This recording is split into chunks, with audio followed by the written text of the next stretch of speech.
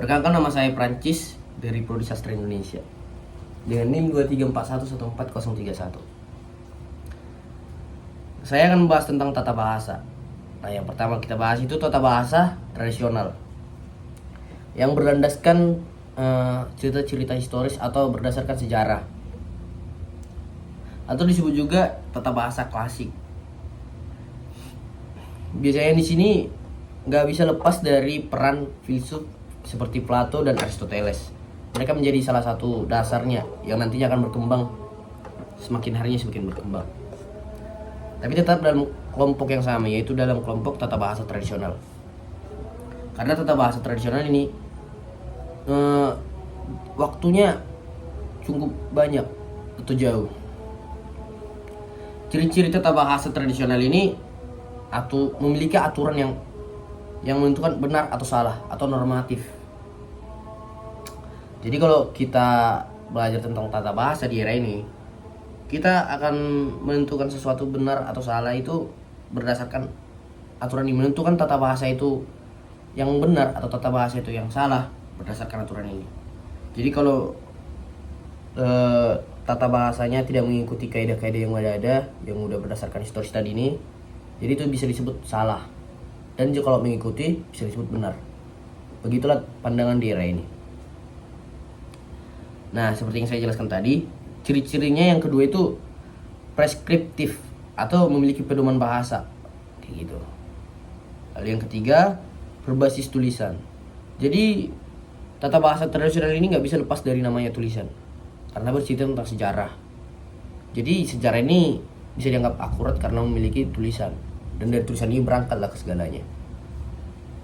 Tapi ya mau bagaimana? Karena nggak semua kebudayaan memiliki tulisan, ada juga yang belum memiliki di era itu. Makanya nggak relate kalau soal tata bahasa tradisional ini digunakan 100% di era sekarang ini. Tapi di era tersebut ini diyakini. Lalu ada juga klasifikasi kelas kata. Lalu ciri-ciri yang terakhir itu tata bahasa tradisional ini kurang memperhatikan variasi bahasa. Bisa aja makna yang sama di satu daerah atau di satu negeri ke negeri yang lain memiliki maksud yang sama, hanya saja cara pengucapan yang beda. Jadi ini kurang diperhatikan gitu. Atau lebih simpelnya disebut sekarang itu logat atau aksen, ya begitulah. Tapi meskipun begitu, tata bahasa ini memiliki kelebihan dan kekurangan. Kita akan kaji. Kelebihannya tata bahasa tradisional itu mudah dipahami karena sudah memiliki buku pedoman atau sudah memiliki pedoman yang menentukan benar atau salahnya. Jadi kita hanya mengikuti pola yang udah ada. Jadi tentunya bakal lebih mudah. Dan ini juga udah berkembang, udah diterapkan dari dulu dalam jangka waktu yang lama. Jadi tentunya udah jadi hal yang biasa untuk masyarakat di era itu. Yang kedua, berguna untuk pembelajaran bahasa asing. Nah, tata bahasa ini tradisional ini tidak hanya diterapkan oleh satu negara atau banyak negara atau satu bahasa. Kita sekarang fokus ke bahasa, bukan satu bahasa aja, tapi banyak bahasa. Bisa aja ini dipakai untuk beberapa bahasa. Jadi selama tata bahasa yang digunakan tradisional ini masih sama, itu bakal lebih mudah untuk mempelajari tata bahasa itu. Tapi jika tata bahasa yang digunakan atau penggunaannya berbeda, bisa itu akan dibilang tata bahasa yang salah, padahal bahasa itu ada sendiri. Karena di tata bahasa tradisional sudah memiliki pedoman benar atau salahnya. Jadi seolah-olah mereka beranggapan tata bahasa yang seperti ini adalah tata bahasa yang benar, seolah-olah yang tidak seperti ini tidak benar, seperti itu. Dan di era ini itulah yang dipercayai. Lalu juga kerangka yang kokoh. Jadi hal yang saya jelaskan tadi itu menjadi salah satu bentuk mengapa kerangka ini disebut kokoh. Karena sudah memiliki landasan yang kuat, sudah dipahami oleh banyak orang yang mengkaji di era itu. Jadi hal ini sudah seperti makanan sehari-hari untuk mereka yang di sana. Yang untuk mereka yang yang belajar ini di era itu. Dan untuk kekurangannya sendiri, kekurangan dari tata bahasa tradisional itu salah satunya itu tidak fleksibel terhadap perubahan. Jadi mereka selalu berpatok ke sejarah, ke masa lalu. Jadi tidak ada perkembangan tentang bisa aja misalnya kayak terjadi sesuatu di era sekarang atau di era tertentu, tapi tetap saja mereka menggunakan teori-teori yang sudah lama atau masih beranggapan yang benar itu adalah teori-teori yang lama. Yang kedua, tidak cocok untuk menganalisis bahasa lisan. Nah, seperti tadi ciri-cirinya itu, salah satu ciri-cirinya tata bahasa tradisional ini adalah memiliki teks atau tulisan. Memiliki teks atau tulisan dari dasarnya. Namun ini hanya bisa digunakan untuk itu karena ciri-cirinya itu kan tadi. Jadi ini menjadi salah satu kekurangannya, tidak cocok untuk menganalisis bahasa lisan. Bahasa lisan itu bahasa yang hanya keluar dari mulut seperti itu. Jadi kalau ada bahasa yang hanya memiliki lisan, tidak memiliki tulisan, bakal sulit untuk dikaji berdasarkan tata bahasa ini. Berdasarkan tata bahasa tradisional ini di era tersebut. Ada juga nah selanjutnya kita akan bahas tentang linguistik historis komparatif. Paradigma yang digunakan itu fisika mekanis dan biologi. Fisika mekanis ini segala gejala dideskripsikan dalam hukum daya dan gerak. Jadi semuanya itu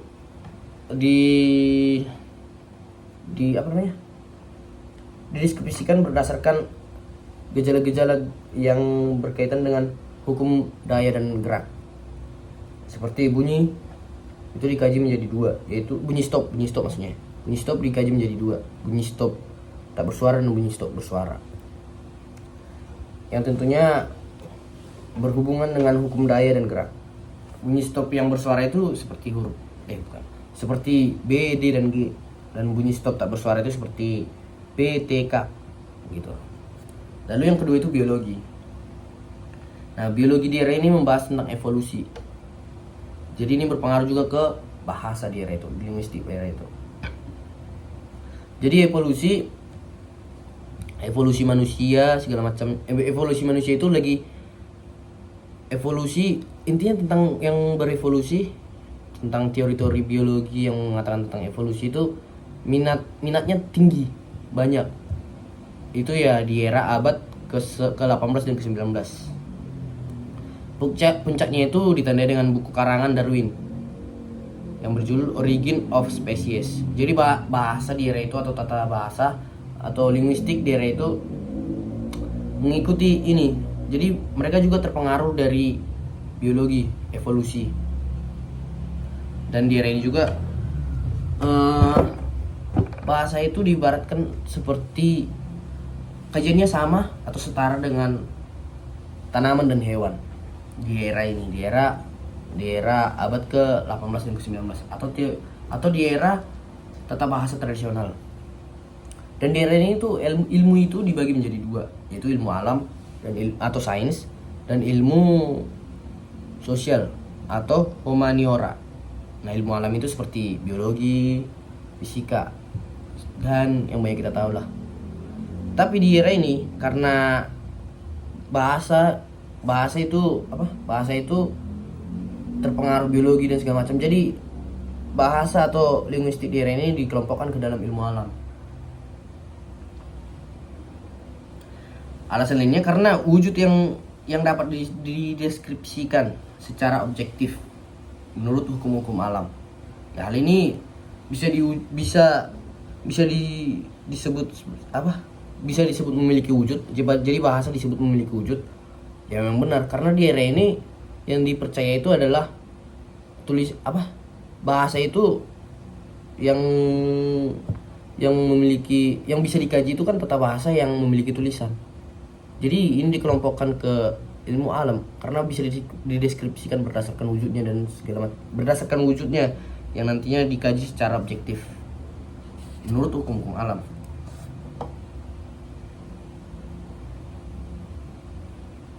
Nah di era ini juga ahli-ahli bahasa atau ahli-ahli ilmu di era ini mulai beranggapan bahwa bahasa itu setara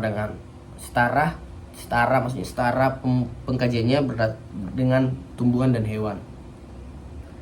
Dan di era evolusi itu kita tahu banyak pohon-pohon evolusi, misalnya kayak pengelompokan segala macam, dan dalam bentuk gambarnya itu bentuk pohon, jadi disebut dengan pohon evolusi. Nah dalam bahasa sendiri namanya pohon bahasa. Nah pohon bahasa ini akan mengelompokkan berdasarkan kata kerja atau jenisnya, berdasarkan pengkelasan kata dan sebagainya. Tapi pohon bahasa di era ini akan berkembang nantinya terus menerus, karena banyak nanti yang semakin berkembang, seperti bahasa yang serumpun, jadi banyak jenisnya. Tokoh di era ini yang paling terkenal itu August Schleicher. Kayak mana bacanya ini? Dia menjadi penggambar konsep linguistik historis komparatif. Dan dia juga yang merevolusi bahasa lebih mudah atau yang lebih mudah. Revolusi bahasa yang mengatakan atau yang menolak bahwa bahasa itu tidak setara dengan hewan atau tumbuhan itu. Jadi kajiannya sudah berbeda. Dan orang-orang di era ini juga mempercayai atau lebih mengakui teorinya August Schleicher. Hal itu terjadi karena memiliki fakta yang relevan dan bukan hipotesis. Teori Darwin yang sebelumnya yang mengatakan seperti bahasa itu setara dengan hewan atau tumbuhan mulai terbantahkan karena akurasi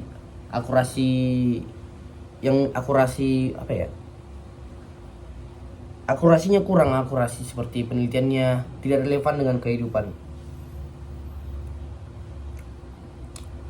Persamaan linguistik dan biologi mulai ditinggalkan masyarakat. Lalu pendekatan historis terhadap bahasa adalah salah satunya metode yang tepat, yang tentu itu disampaikan oleh Hermann Paul pada tahun 1880, yang tentunya berangkat dari teorinya August Schleicher juga.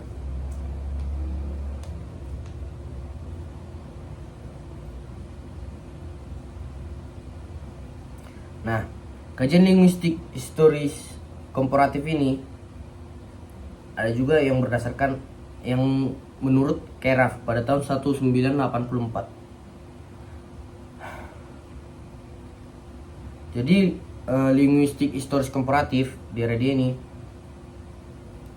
membandingkan bahasa yang memiliki data tertulis dengan tidak tertulis, mulai berkembang. Yang tadinya hanya berdasarkan bahasa yang memiliki tulisan, mulai dibandingkan dengan bahasa yang tidak memiliki tulisan. Ada perubahan. Ya tujuannya untuk menjangkau bahasa yang lebih jauh, untuk mengkaji bahasa itu lebih luas, bukan hanya seperti yang sebelumnya tentang hanya di satu titik doang. Penelitian Keraf ini mengelompokkan bahasa berdasarkan rumpun. Lalu yang kedua, mencari dan menemukan pusat penyebarannya atau asal bahasa tersebut, serta jarak migrasinya. Jika dibandingkan dengan beberapa bahasa dan memiliki banyak kesamaan dan makna, ada tiga kemungkinan penyebabnya. Ini menurut Keraf. Yang pertama, hubungan alami atau kebetulan. Sebagai contoh itu seperti mata dalam bahasa Indonesia, tapi dalam bahasa Yunani mata yang bulat ini dalam bahasa Indonesia artinya mata, tapi dalam bahasa Yunani ini mati. Jadi kalau ada yang ini bisa juga jadi salah satu salah satu kemungkinannya, karena ya Indonesia katanya mata terus mati dari Yunani, lalu maksudnya sama karena memiliki kesamaan yang sama, terus hanya karena berdasarkan hanya berdasarkan ini, tidak ditemukan seperti memang kita dari sananya atau kita Indonesia dulunya dari Yunani. Jadi ini bisa dikelompokkan ke hubungan alami atau kebetulan. Lalu yang kedua, pinjaman, atau yang bisa kita suruh atau bisa juga kita sebut sebagai bahasa serapan atau donor. Sebagai contoh, bahasa Indonesia. Bahasa Indonesia, misalnya dalam bahasa Indonesia itu pabrik, yang penulisannya PABRIK. Nah, sedangkan dalam bahasa Belanda ini tulisannya tetap pembacanya pabrik tapi penulisannya FABRIEK. Nah, ini disebut pinjaman karena ya berdasarkan sejarah yang kita tahu tentang Indonesia pernah dijajah oleh Belanda. Jadi kita menyerap bahasa dari mereka. Jadi dasar dari bahasa inilah bahasa Belanda, tapi kita serap menjadi bahasa kita sendiri. Dan ini dikajinya tentunya karena memiliki banyak kesamaan segala macam. Lalu dikaji lagi bagaimana tentang sejarahnya segala macam, dan tentu pabrik itu berasal dari bahasa Belanda yang bertuliskan FABRIEK atau pabrik. Lalu yang ketiga, kemungkinan yang ketiga itu warisan. Adanya koneksi historis, adanya hubungan historis. Nah, sebagai contoh seperti penggunaan bahasa Melayu pada bahasa Indonesia dan bahasa Malaysia, itu bisa dimasukkan ke dalam bentuk warisan. Karena bahasa Melayu, makanya bahasa Indonesia dan bahasa Malaysia memiliki banyak persamaan segala macamnya. Karena kita satu rumpun atau memiliki pewaris yang sama, yaitu bahasa Melayu. Cuman yang kita gunakan di Indonesia adalah bahasa Melayu tinggi.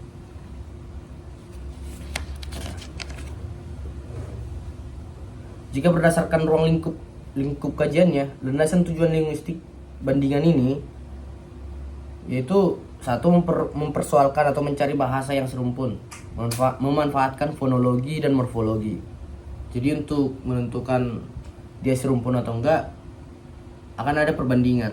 Tapi yang menjadi ruang lingkup pengkajiannya itu ya fonologinya dan morfologi.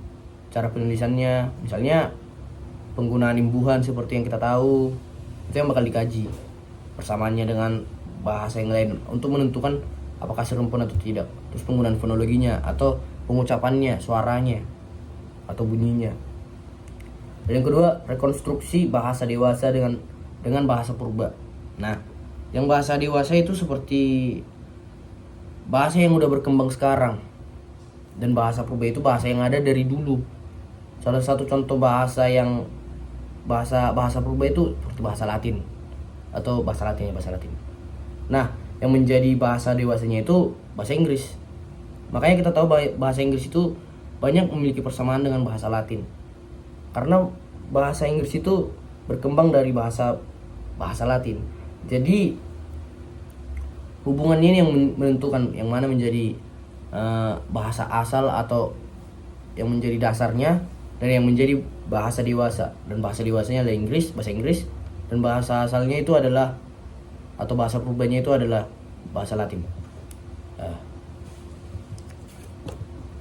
Lalu ada juga, ini udah mulai berkembang lagi nih teman-teman. Ada juga pandangan bahasa menurut Ferdinand de Saussure. Dia juga penyumbang di linguistik historis, dan namanya mulai naik dari situ. Di Jerman, dia menempuh pendidikan di Jerman yang masih berpegang teguh dengan linguistik historis, dan dia mulai berkarya di era itu dan menjadi salah satu tokohnya. Namun dia juga menjadi penyumbang linguistik umum. Jadi dia memiliki peran penting juga untuk linguistik umum yang kita tahu sekarang atau secara luas. Karena dia bergerak dan dia yang menjadi seperti jembatan antara era itu dan era yang akan baru. Dia memiliki buku yang berjudul Cours de Linguistique Générale pada tahun 1916. Nah, buku ini bukan ditulis oleh Ferdinand de Saussure, tapi ditulis oleh mahasiswa-mahasiswanya. Jadi di era itu dia memberi murid-murid atau mahasiswa, dia berperan sebagai dosen. Dia menjelaskan pandangannya tentang bahasa yang berbeda dari historis yang ditulis oleh yang nantinya bakal diterbitkan, tapi tujuannya bukan untuk diterbitkan. Jadi sebelum dia menerbitkan buku itu atau sebelum dia mempublikasikan pemikirannya, dia udah lebih dulu meninggalkan dunia. Nah, dari sinilah murid-muridnya atau mahasiswanya mulai mengumpulkan catatannya masing-masing yang nantinya bakal dikaji terus dijadikan sebuah buku dari pandangan Ferdinand ini. Itulah tadi yang berjudul Cours de Linguistique Générale pada tahun 1916. Dan buku inilah yang menjadi landasan atau dasar linguistik modern seperti yang kita tahu sekarang. Saat itu linguistik tidak berusaha mencari hakikat objek yang diselidiki. Itu yang membuat Ferdinand mulai berpikir di luar dari linguistik historis. Dia mulai beranggapan linguistik historis ini hanya berpaku pada masa lampau, tidak ada perubahan. Sehingga dia membuat penelitian dan nantinya akan berkembang yang menjadi landasan untuk penggunaan linguistik modern. Dia mencari perbedaan antara langua, parol dan lingua. Kayak baca ini. Itu. Jadi dia mau membuktikan bahwa tata bahasa itu bisa dikaji atau bisa dikaji secara ilmiah tanpa berdasarkan pandangan sejarah. Nah, apa itu farol? Farol itu makna atau maksud keseluruhan penutur berbicara pada orang lain. Jadi hubungan ini dengan orang lain. Seperti saya berbicara dengan orang lain, semua yang saya keluarkan seperti bunyi, tindakan, ekspresi itu termasuk ke farol atau logat. Intinya semua yang berhubungan dengan orang lain itu termasuk ke farol. Lalu yang kedua itu langue. Itu seperti kosakata yang digunakan. Kosakata yang saya gunakan itu disebut langue. Dan farol dan langue ini yang menjadi bagian dari language.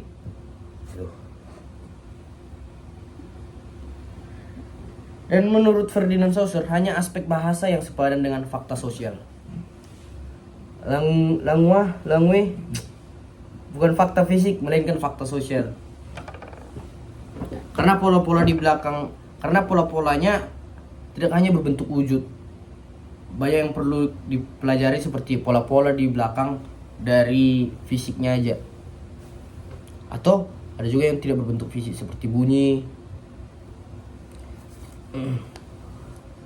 Dia juga menyelidiki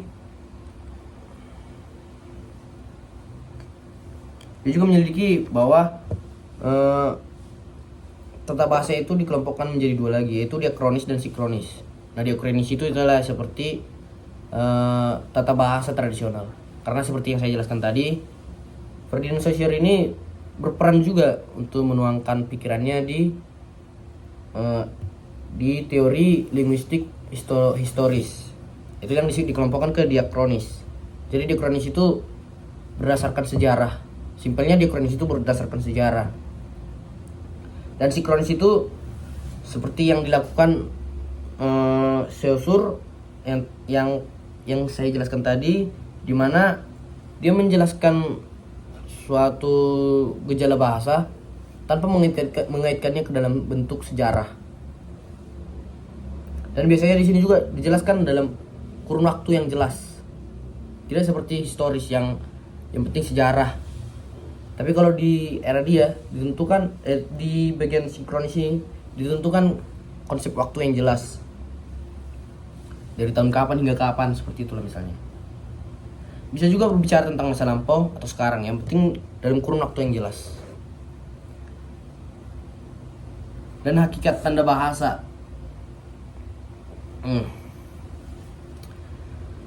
Di hakikat tanda bahasa ini dibagi menjadi dua, yaitu signifian dan signifi. Tanda bahasa ini seperti signifian dan signifi ini lebih simpelnya penanda. Jadi penanda itu signifian. Ini bisa dilihat seperti bunyi yang bunyi. Terus yang ditanda itu pertanda itu signifi. Ini yang terbayang dalam pikiran. Misalnya nih, saya bilang buku. Nah, buku ini atau bunyi yang saya keluarkan dalam bentuk kata buku ini yang disebut penanda atau signifian. Dan yang ditandai atau pertandanya itu buku yang terbayangkan dalam benak kalian. Jadi signifi itu konsepnya yang terbangun di dalam pikiran manusia. Tanda itu memiliki dua sifat, arbiter dan linier. Nah, arbiter ini kalau kita tanya KBBI, arti arbiter adalah mana suka.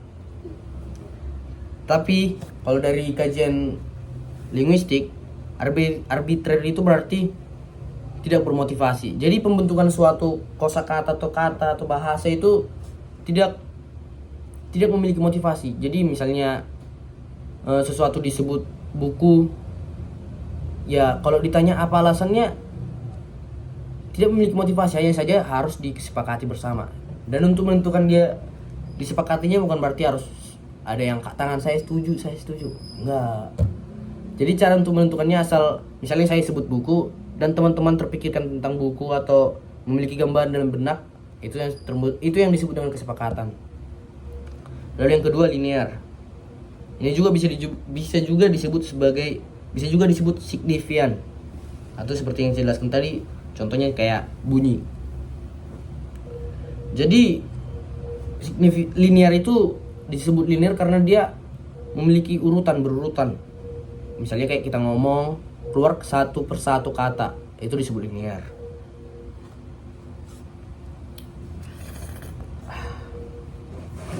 Lanjut lagi, ada juga perbedaan hubungan antara sintakmatis dan paradigmatis.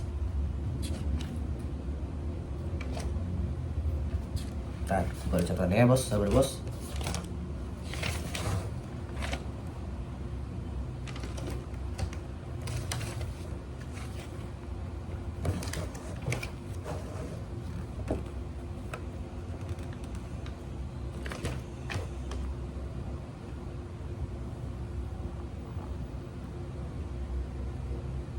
Nah, sintakmatis itu linear, bisa dipanjangkan, berurutan, statis, ke kiri atau ke kanan, struktur, terus konstruksi. Atau kalau lebih simpelnya horizontal.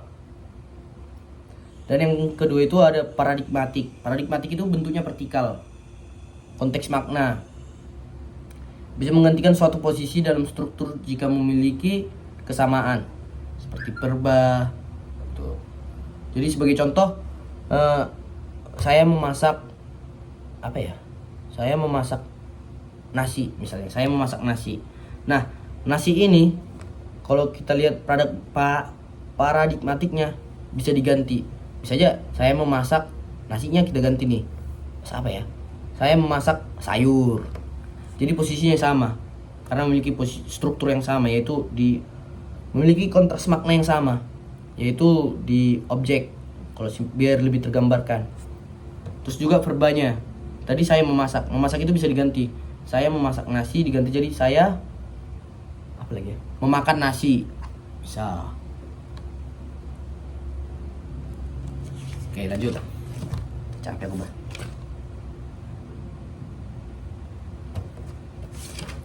Nah, pandangan bahasa. Selanjutnya kita akan membahas tentang pandangan bahasa menurut strukturalisme Amerika. Jadi di era itu, meskipun di benua Eropa terjadi perkembangan atau pemahaman tentang linguistik seperti Saussure dan teman-teman yang lainnya, ada juga perkembangan bahasa di benua Amerika, tapi tetap strukturalisme. Salah satu tokohnya itu Bloomfield. Dia salah satu tokoh yang terkenal.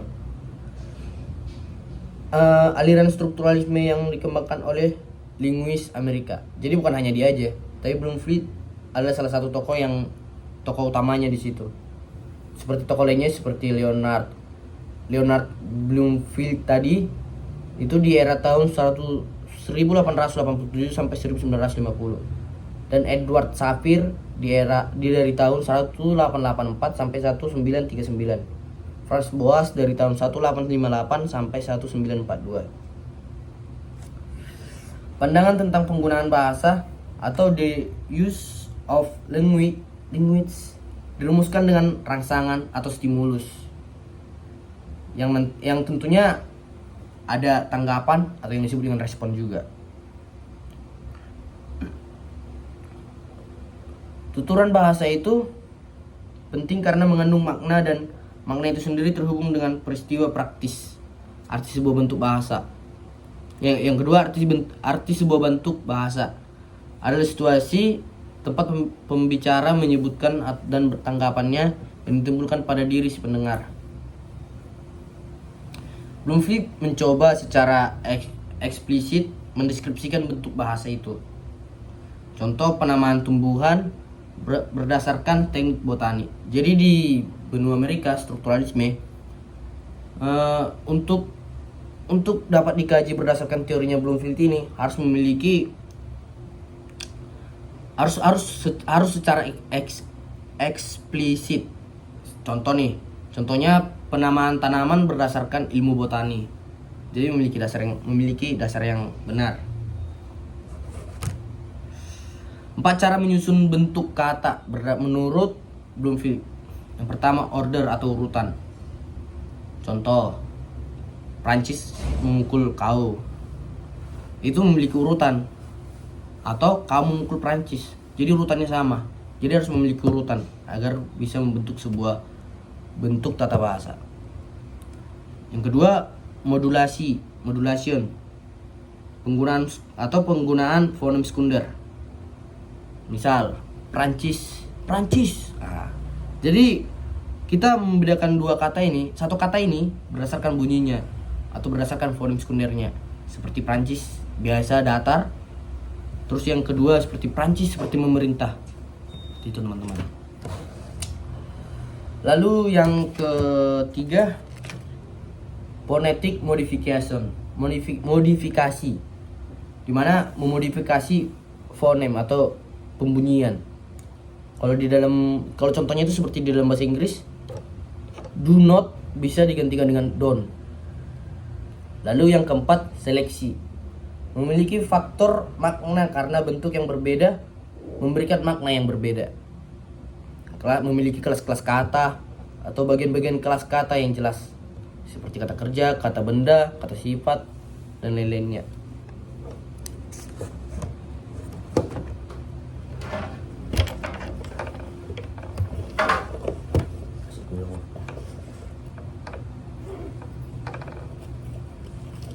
Lalu selanjutnya kita akan membahas tentang kajian bahasa menurut Avram Noam Chomsky. Mana dia?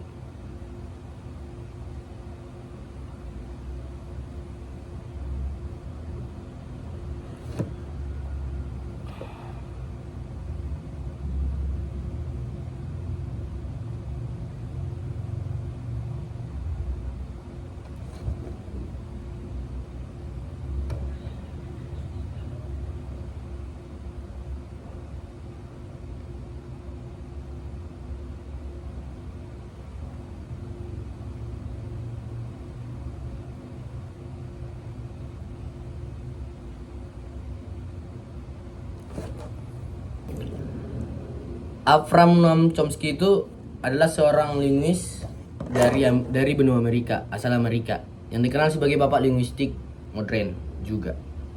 Ia memperkenalkan teori tata bahasa generatif.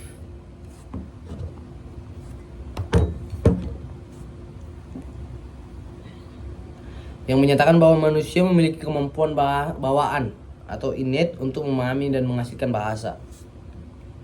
Ia membedakan antara kompetensi linguistik, pengetahuan internal tentang bahasa, dan performansi linguistik atau penggunaan nyata bahasa. Dalam teori tata bahasa transformasional generatif, ia membedakan antara struktur dalam atau makna atau seperti makna dasar kalimat dan struktur permukaan, bentuk akhir kalimat setelah transformasi. Chomsky juga mengemukakan konsep tata bahasa universal, yaitu seperangkat aturan dasar yang dimiliki semua bahasa manusia yang mendukung bahwa kemampuan bahasa bersifat alamiah. Teorinya sangat berpengaruh dalam linguistik, psikologi, dan kecerdasan buatan, meskipun juga menuai kritik karena kurang memperhatikan konteks sosial dalam penggunaan bahasa. Begitulah teman-teman yang bisa saya sampaikan. Sekian dan terima kasih.